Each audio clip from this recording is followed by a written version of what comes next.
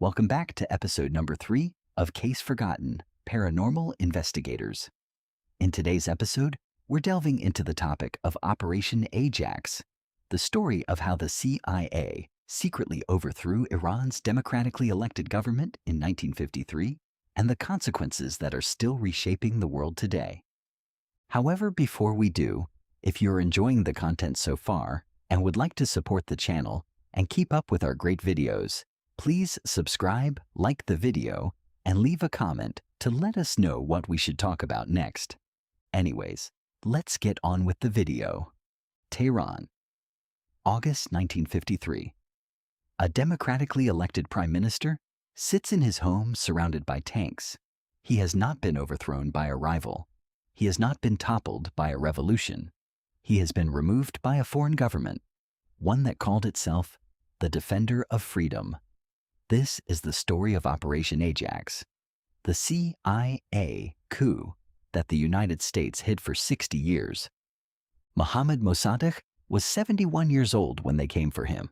He was a lawyer, a Democrat, a man who had spent his career fighting for Iranian self-determination against British colonial control. In 1951, he was elected Prime Minister of Iran in a landslide. Time magazine named him Man of the Year. The Iranian people adored him. And that, as far as Washington and London were concerned, was exactly the problem. Because Mosaddegh had a plan. And the plan terrified two of the most powerful governments on Earth. Iran sat on one of the largest oil reserves on Earth. And for decades, a British company, the Anglo-Iranian Oil Company, had controlled it entirely. Iranian workers labored in the fields. Iranian land was drilled. But the profits flowed almost entirely to Britain. Mosaddegh looked at this arrangement and called it what it was: theft. In 1951, he nationalized the oil industry. He handed it back to the Iranian people. Britain responded by imposing a global embargo on Iranian oil, strangling the economy. And then they made a phone call to Washington.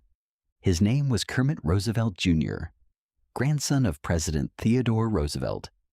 And in the summer of 1953, he drove across the border into Iran in the back seat of a car, hidden under a blanket, carrying a suitcase containing $1 million in cash. His mission, authorized personally by President Eisenhower and Prime Minister Churchill, was simple: destabilize Iran, discredit Mosaddegh, and remove him from power. The operation had a code name. The British called it Operation Boot. The Americans called it Operation Ajax, and it would become the CIA's blueprint for regime change for the next 50 years. What followed was a masterclass in manufactured reality. Roosevelt used the CIA's cash to bribe Iranian newspaper editors into printing fake stories. Stories claiming Mosaddegh was a communist, that he was an enemy of Islam, that he planned to destroy Iran from within. Paid protesters were hired to pose as Mossadegh supporters and commit acts of violence in his name to make the public turn against him. Religious leaders were bribed to denounce him from their pulpits.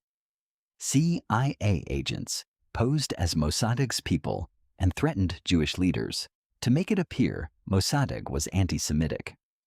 The entire reality of Iran was being rewritten with American money in real time.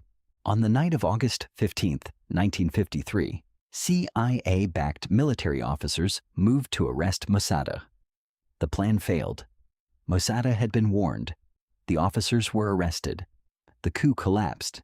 In Washington, Roosevelt received word that the operation was over. He was ordered to leave Iran immediately. He refused. He sent back one message: "Give me 4 more days." The CIA agreed. And in those 4 days, Kermit Roosevelt would spend the remainder of the $1 million he had brought with him. Every last dollar. August 19th. Pro-Shah mobs, paid, organized, and directed by CIA assets, flooded the streets of Tehran. They were joined by military units whose commanders had been bribed. Tanks rolled through the capital. Radio stations were seized.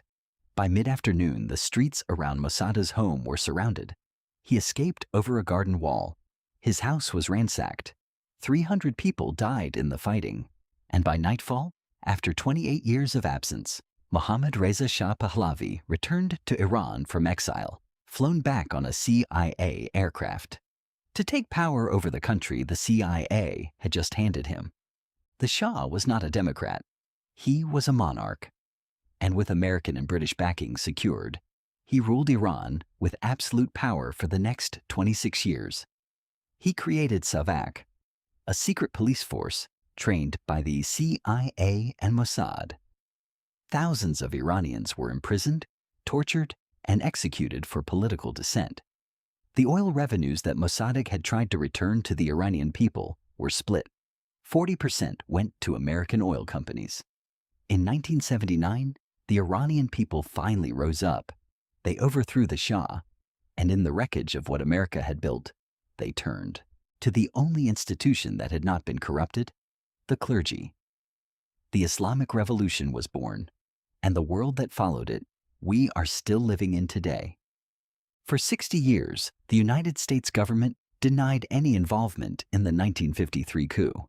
It was Iranian internal politics, they said, nothing to do with Washington.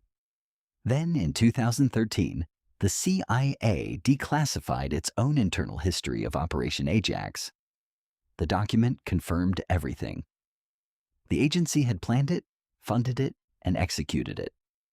A democratically elected leader had been removed by the United States government because he tried to control his own country's oil. The document sat in archives for 6 decades, marked secret.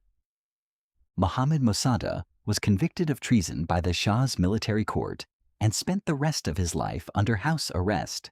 He died in 1967. He never saw a free Iran again.